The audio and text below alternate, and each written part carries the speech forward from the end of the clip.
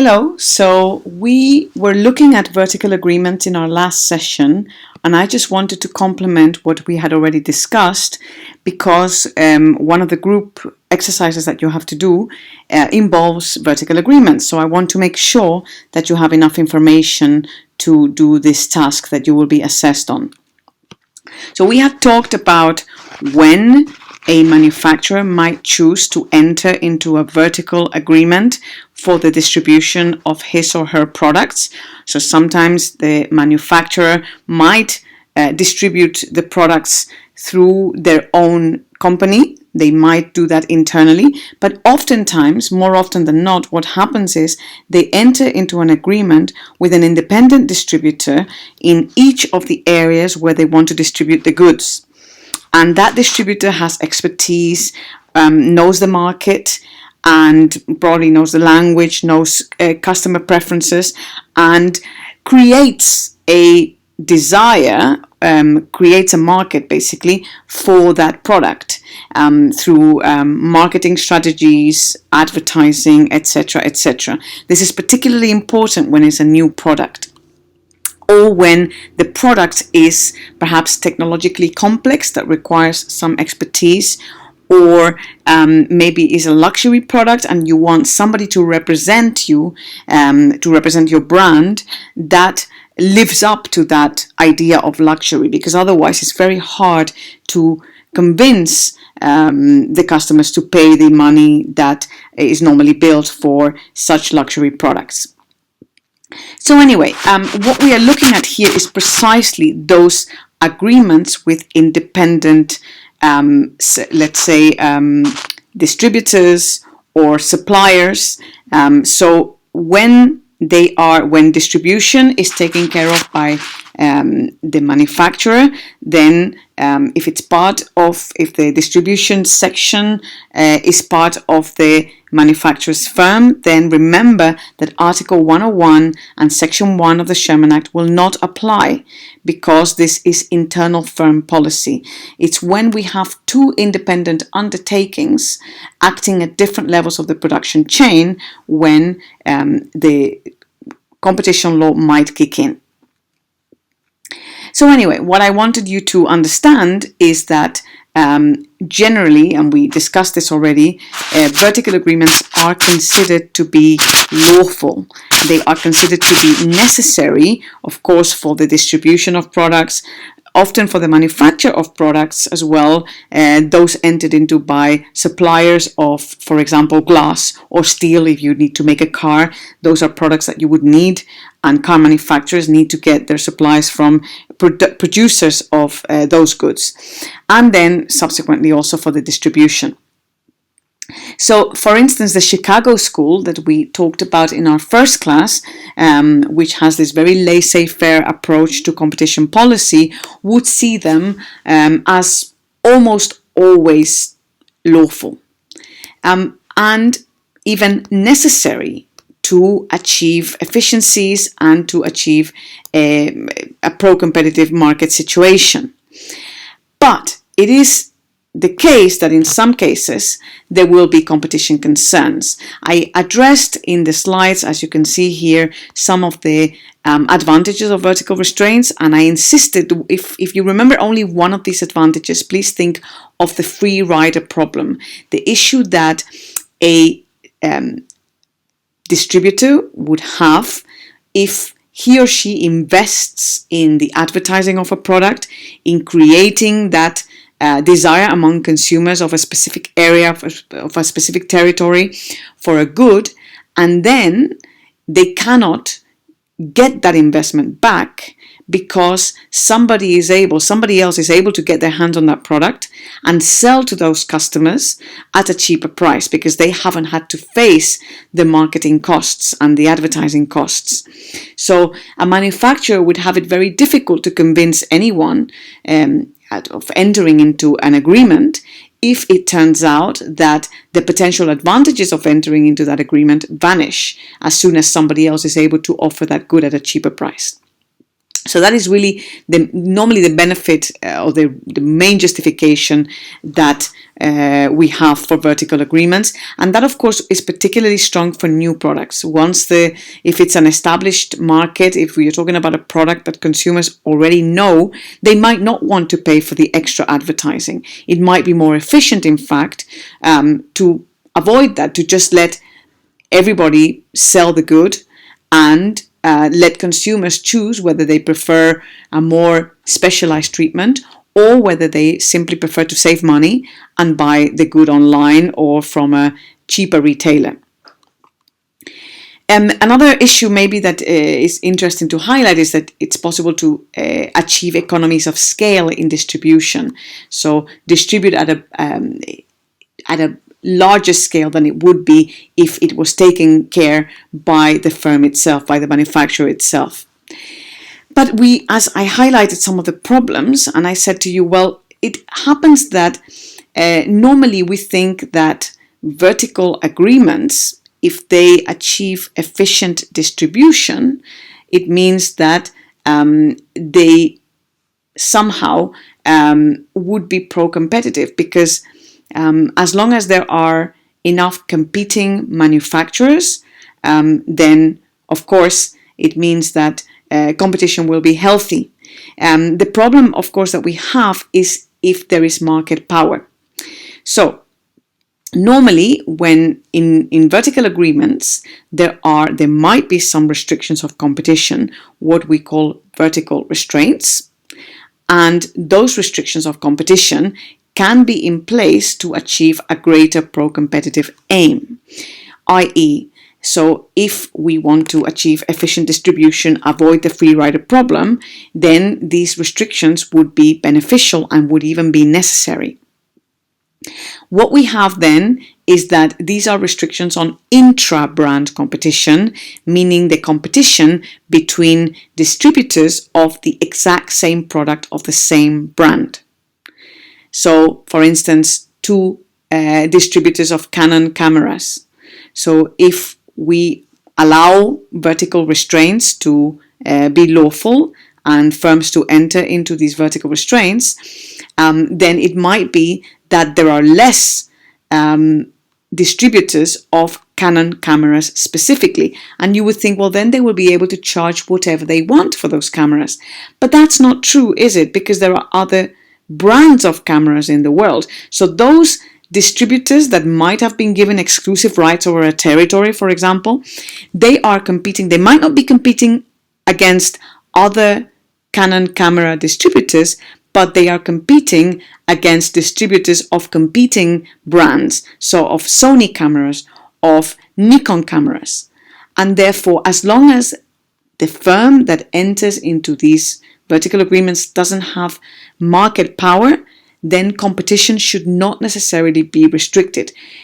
In some circumstances, it does happen that restrictions on intra-brand competition can affect inter-brand competition.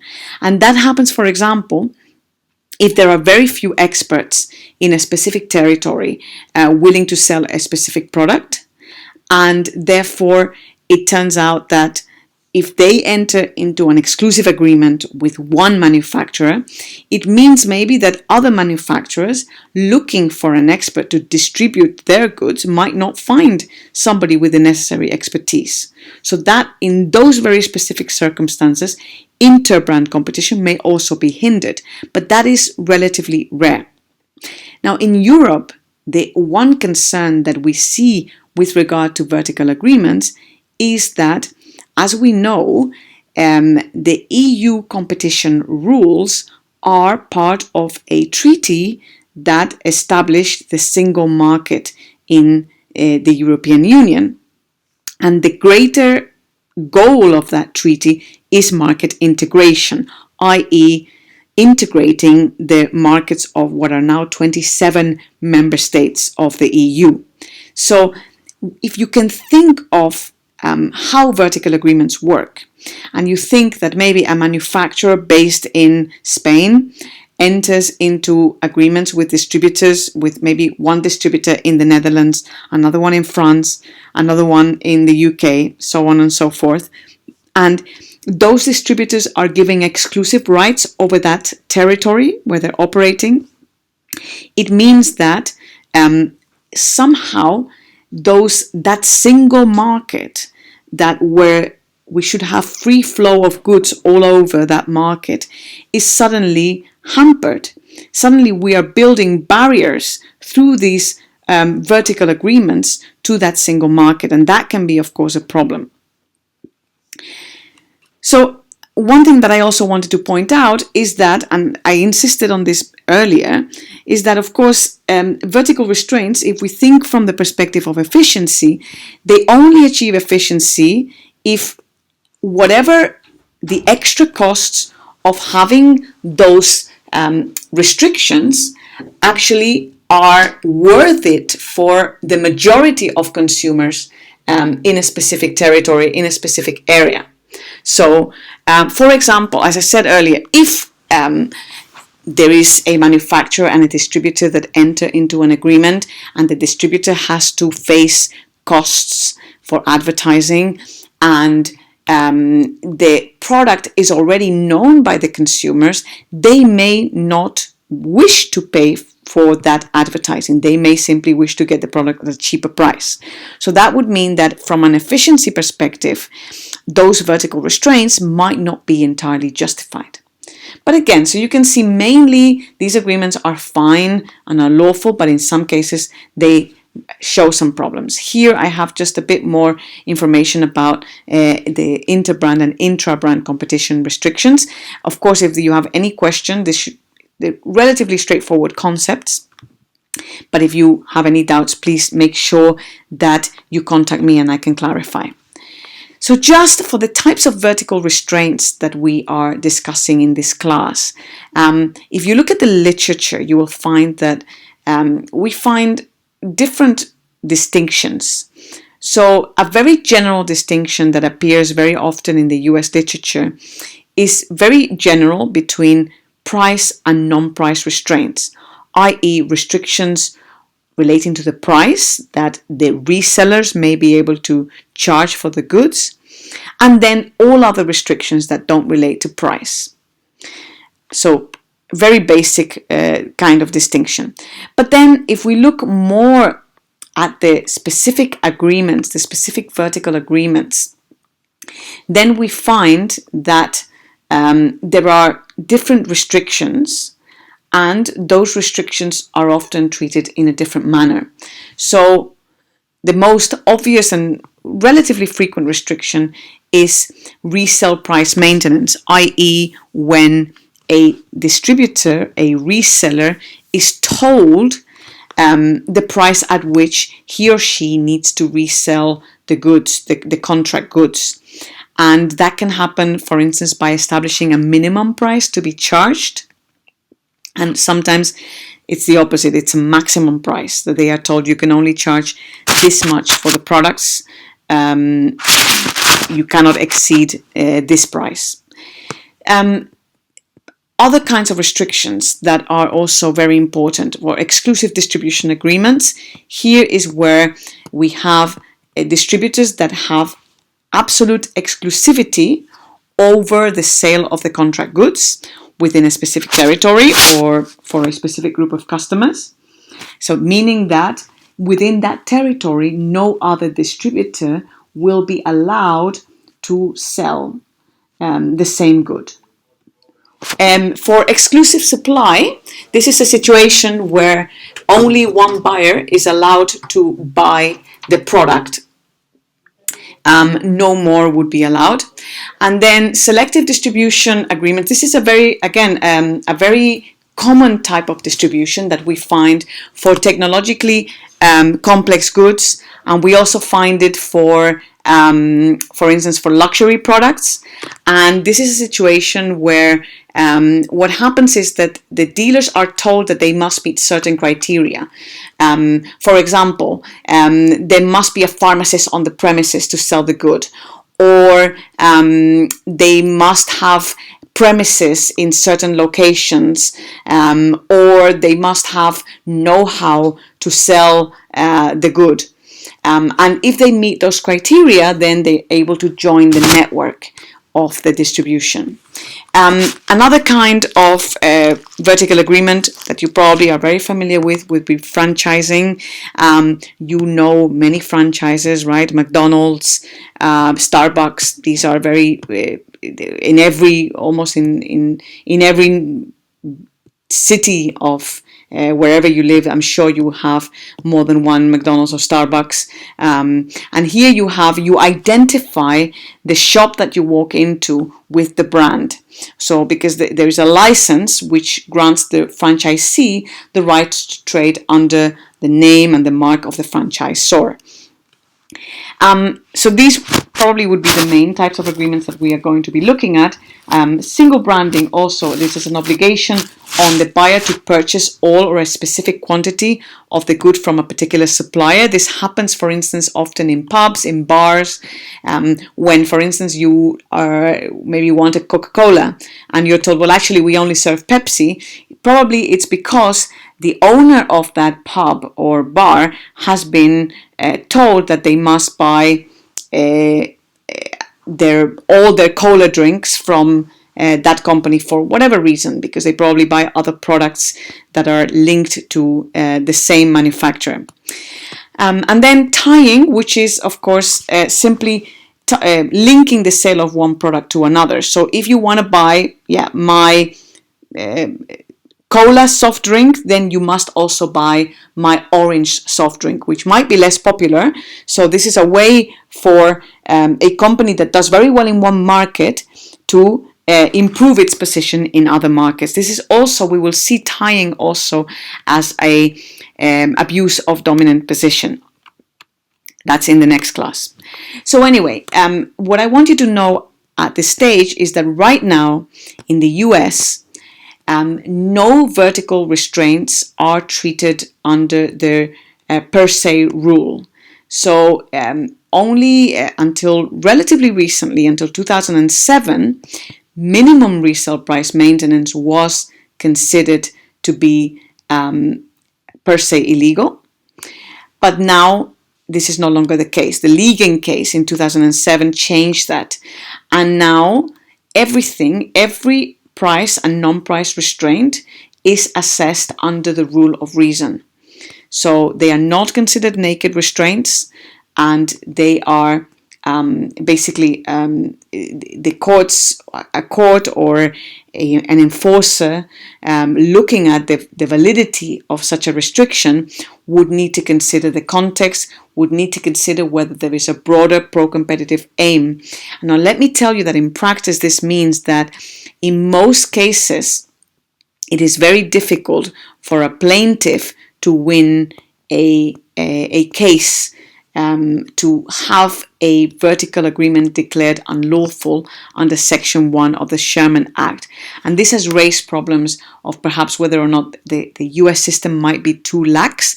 There is a very major ongoing discussion about whether or not this is sufficient, the current position.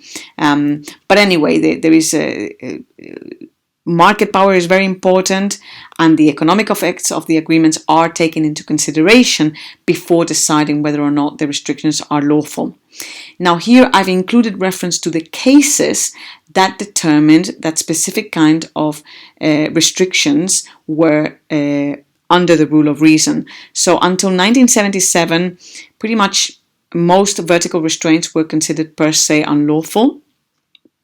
But in 1977, a landmark US case, Sylvania, that I recommend that you look at this, you have a quick read of a summary that you find online, declared that non-price vertical restraints would be assessed under the rule of reason. In 1997, so 20 years later, the Khan case extended this to maximum resale price maintenance, i.e. when a maximum price is established, imposed by the seller on the buyer of the goods, the buyer who is in turn a reseller. And then finally, of course, we come to Ligon, where minimum resale price maintenance was also declared to be under the rule of reason. Now, in Europe, we see that originally in the early days, because of the market partitioning effects of vertical agreements, there was quite harsh treatment. But this changed over time. And now the treatment that we see is a bit more tolerant, even though it still differs from the position in the US. And we're going to see some of these differences. So if we think of whether or not these agreements would be restrictive of competition by object or effect, remember this is one of the requirements of the application of Article 101, paragraph 1. Normally, we need to look at the effects of agreements, but there are some exceptions, and these are very clear from the case law. So this is what happens when absolute territorial protection is granted.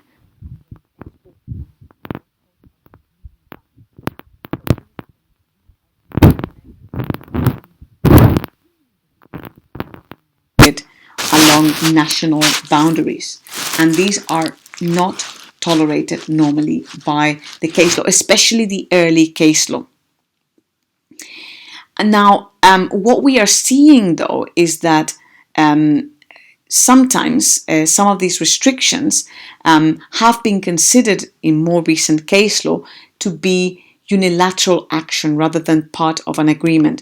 So, for example, you have a case relating to the pharmaceutical company Bayer, the German pharmaceutical company, whereby there were significant price differences for the drugs in the European Union, because these, of course, the prices of the drugs are regulated and are normally controlled by governments. So those pharmacists based in the cheaper territories, particularly in Spain, were buying more quantities of the goods, of the medicines, and they were reselling them. Instead of selling them in Spain, they were reselling them into the more expensive territories, where the distributors in those territories had to establish a higher price, and they were selling them at a cheaper price. And what Bayer did was it restricted the quantity, since it was getting complaints from those distributors in the more expensive territories. Hey, your distributors in Spain are invading my exclusive territory.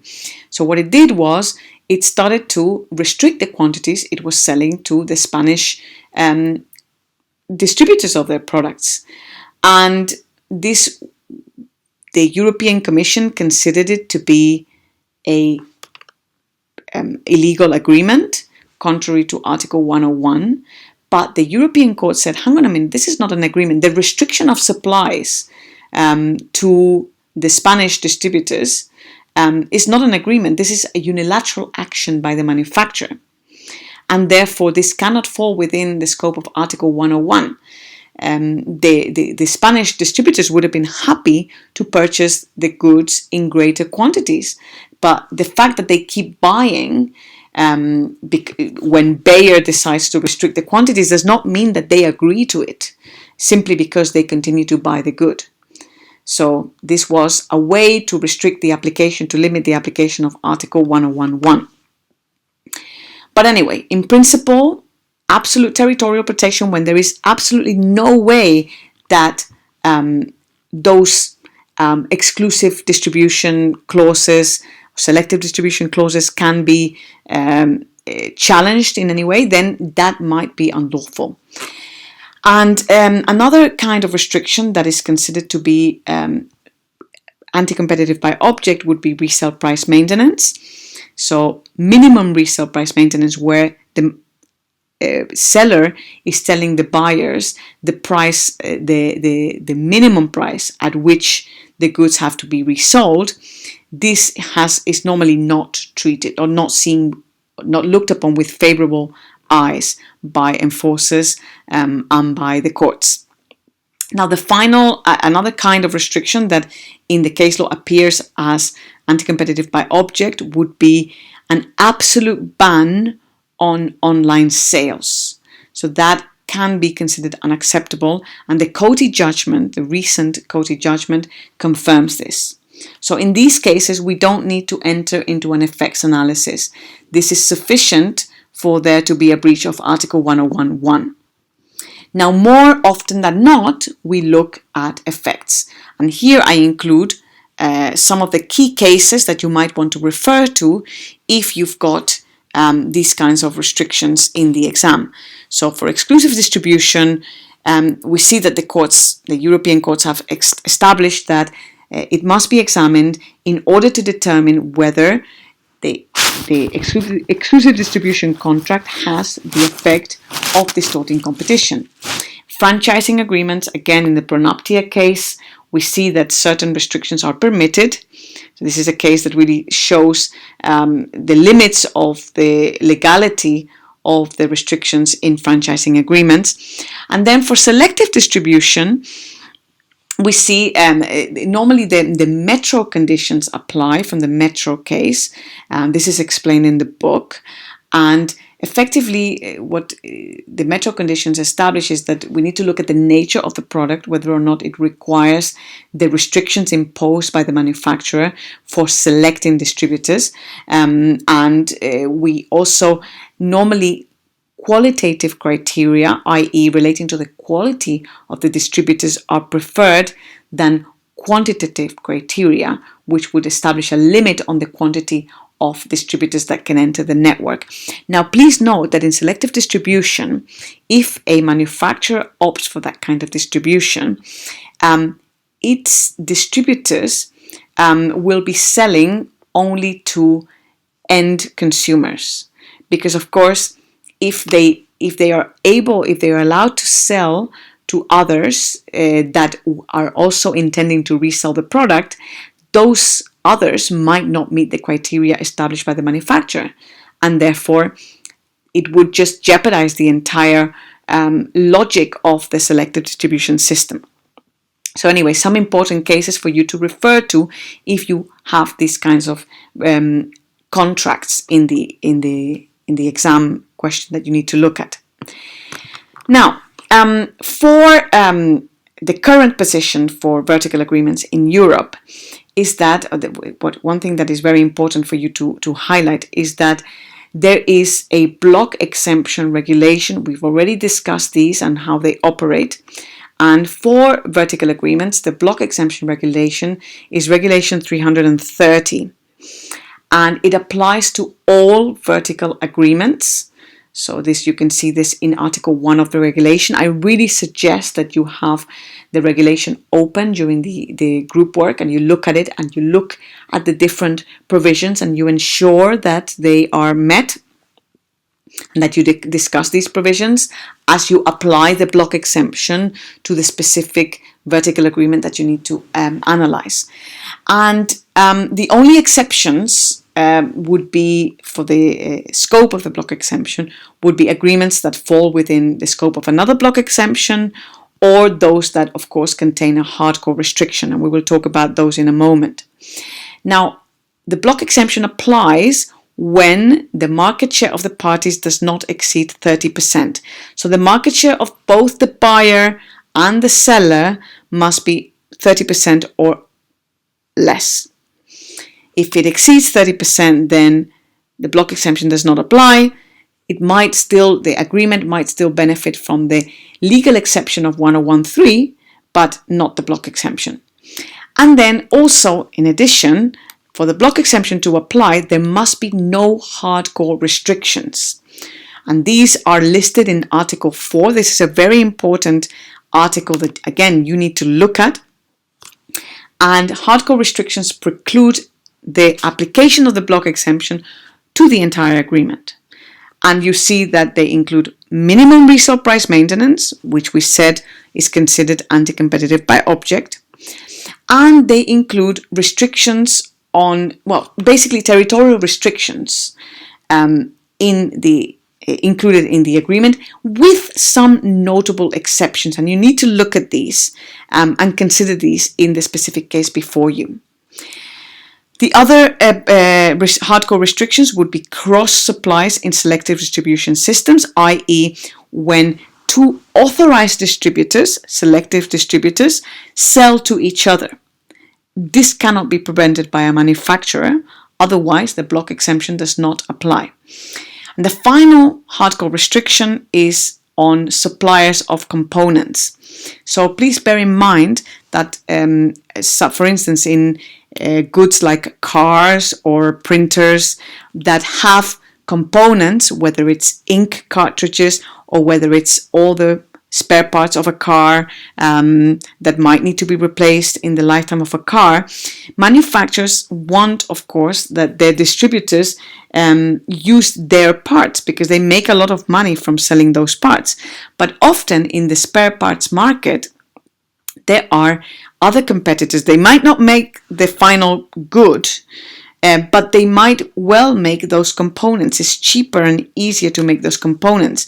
And if there are restrictions imposed on the suppliers of those components, the competition in the spare parts markets might be restricted, and therefore this amounts to a hardcore restriction.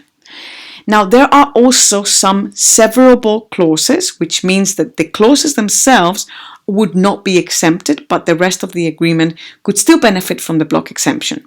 And these are mainly non-compete obligations. Now, just for you to know, for me, I really want to insist, I need you to know, to understand well the hardcore restrictions rather than the severable clauses, but just you need to be aware that these also exist. Now, to fully understand how the block exemption applies, I've included here an example for us to go over. Let me read it out to you. NOAA makes electronic equipment, distributes its electronic equipment products in the EU and the US through an exclusive distribution system. So it appoints exclusive distributors for each market it wishes to enter, and these distributors will be the only authorized sellers of its goods in that market. It has a market share of 20% in the EU market for electronic equipment and a market share of 15% in the US market for electronic equipment. NOAA's distributors are required to respect a minimum resale price fixed by NOAA, ignore requests from consumers based in markets allocated exclusively to other distributors, and refrain from advertising outside their allotted territories, for instance by sending emails to potential customers in markets allocated exclusively to other distributors, or by creating a multi-language website accessible to those consumers. Stuart is NOAA's exclusive distributor in Sweden, and Oliver is NOAA's exclusive distributor in California. Stuart and Oliver know each other well and have realized that they are able to offer noticeably cheaper prices than those set by other exclusive distributors based in the EU and the US. As a consequence, they are considering selling NOAA's products outside Sweden and California, both by answering the requests they have been receiving from consumers in other markets and by actively advertising to consumers in those markets. They plan to offer these customers a price that is below NOAA's imposed minimum price, and Stuart's and Oliver's respective websites are currently accessible in every official language in the EU, plus Chinese and Arabic. So they come to you for advice as to the compatibility of the distribution agreements with EU and US competition law. I don't know why it says Hong Kong there. It must have been a slip of my mind since I'm based here in Hong Kong. So anyway, so how does EU and US competition law apply here? So the first thing that you need to highlight, you would need to start by determining which legislation applies, and you would have to highlight that the compatibility of this agreement with Section 1 of the Sherman Act in the US and Article 101 of the Treaty on the Functioning of the European Union in the EU needs to be assessed.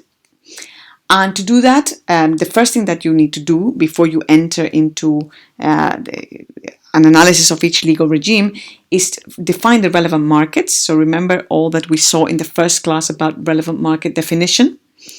And here, the relevant markets, if we look at the relevant product markets, it seems to be electronic equipment, and more specifically, you have the production of electronic equipment and the distribution of electronic equipment, because we see that NOAA is operating at the production level, and Stuart and Oliver are actually in the distribution of the electronic equipment, and they're operating at that different level.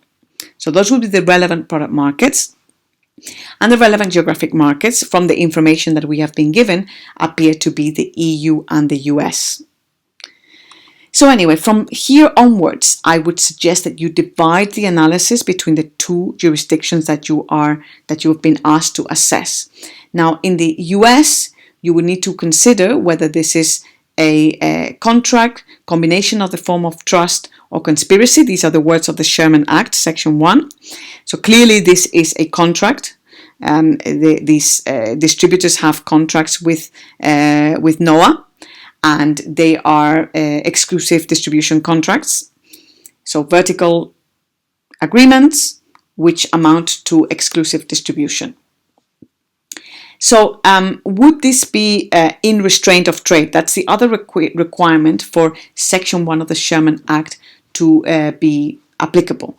Well, the thing you have to remember here is that according to the Ligon case, the 2007 Ligon case that I mentioned, minimum resale price maintenance has to be assessed under the rule of reason, and all other restrictions were also declared to be under the rule of reason by Sylvania and Kahn.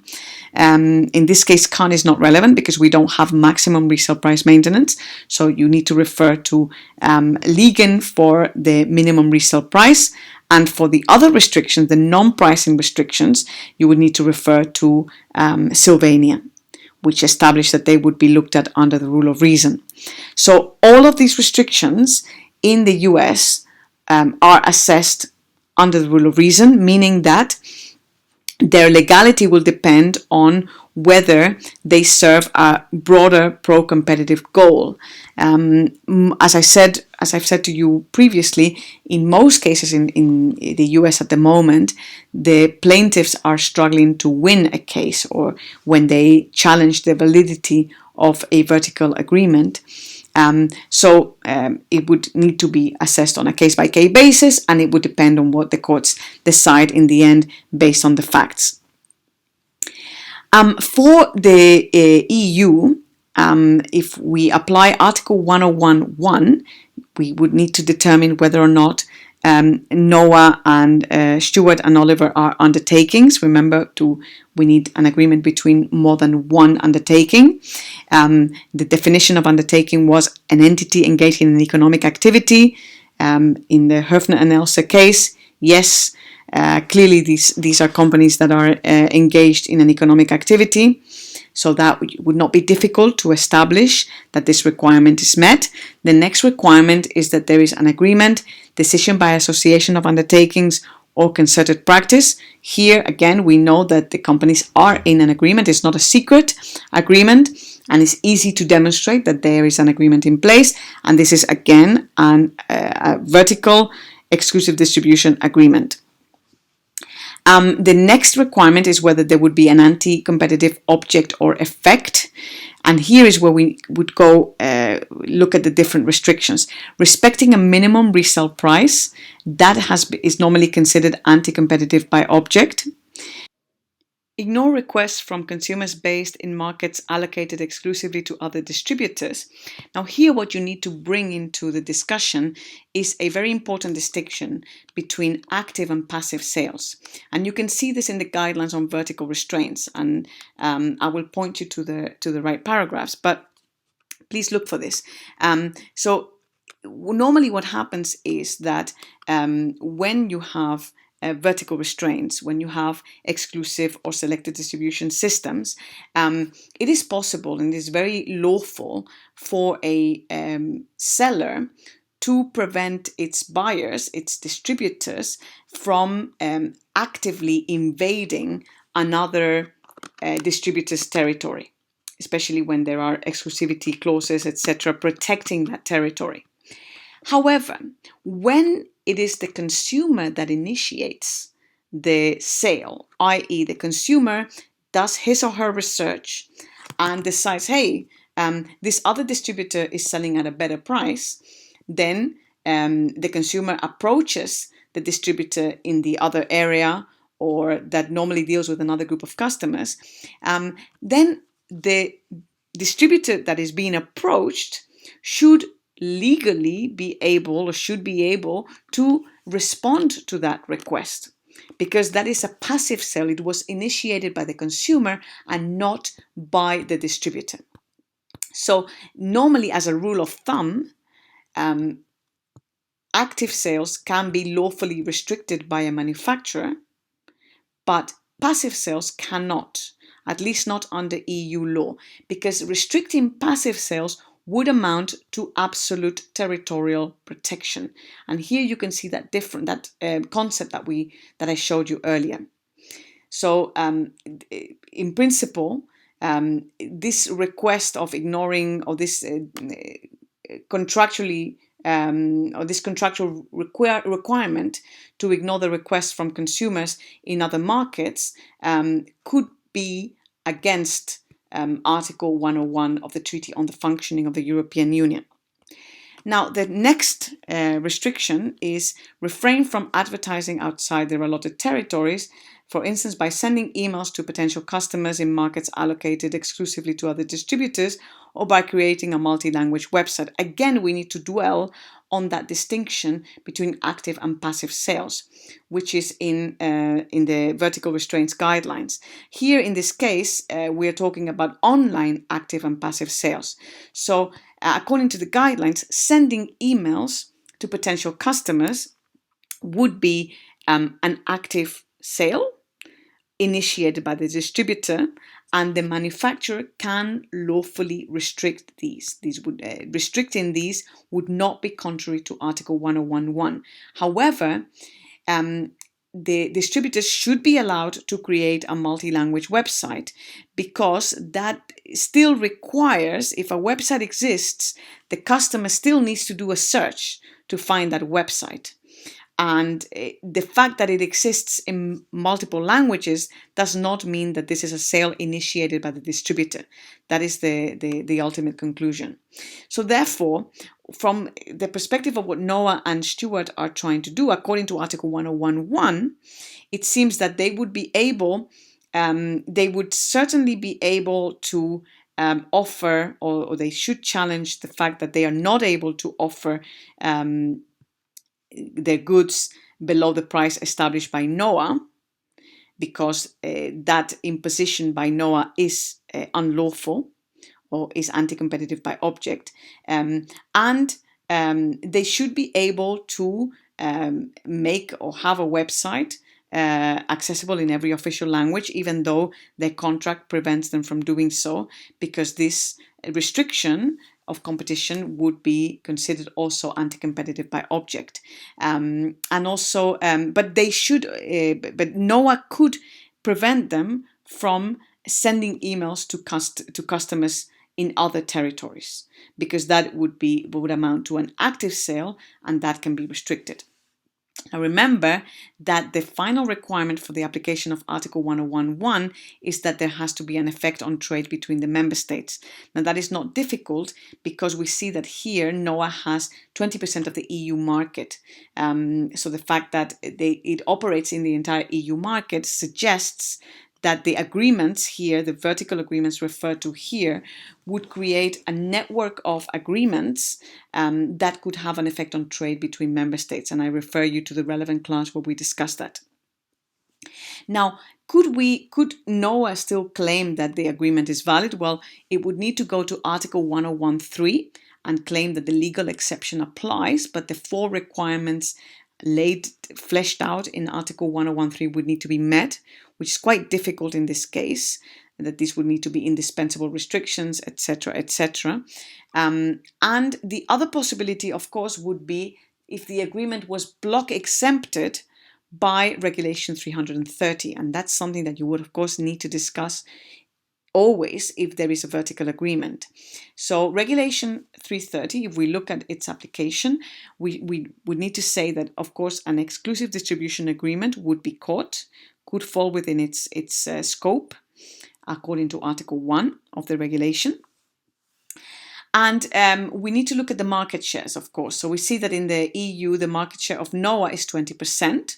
So in principle, the market share of NOAH falls within the 30% threshold. We don't know the market shares of Stewart and Oliver in their respective markets where they are operating.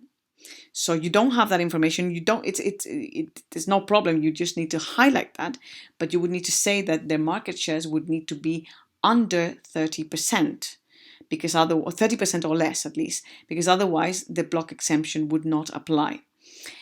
But then we also need to look at the presence of hardcore restrictions, and we see that there are at least two hardcore restrictions. Article 4. One is the establishment of a minimum resale price. That would be contrary to Article 4A. And then the other one would be the restrictions of passive sales, both from the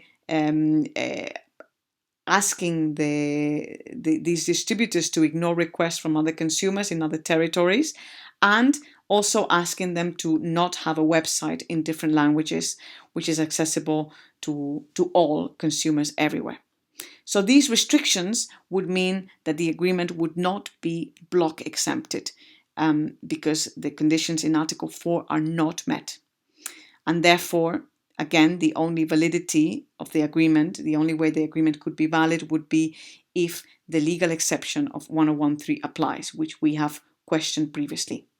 So that would be the application of the law.